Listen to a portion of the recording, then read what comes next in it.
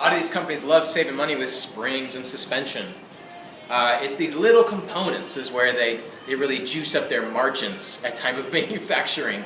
The bearings, the wiring that goes into the motor, the springs.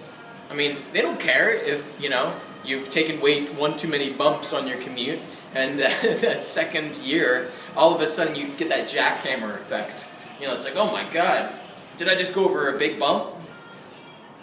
And it's just like that big.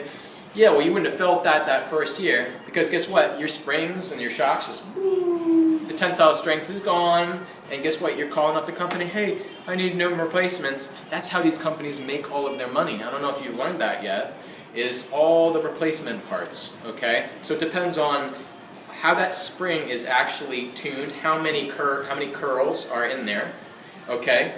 Some springs are also affected by the temperature. Do you live in a cooler climate? Is it a really humid or hot climate? Are you going to bike out in the desert in Arizona? Is that your favorite place to go? Okay, that affects also the performance of springs and the elasticity and all that kind of different forces. The other thing is, if you want to go kind of Rolls Royce, you don't want to feel anything at all, get yourself some nice, air shocks, and it's basically utilizing air in there.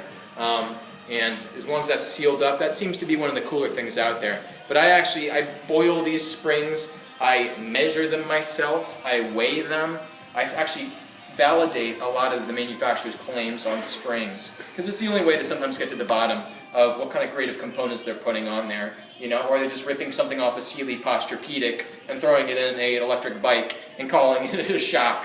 Some of these companies do that. Not naming any names, I don't want to, get offed. Anyways, give me a call if you have any questions.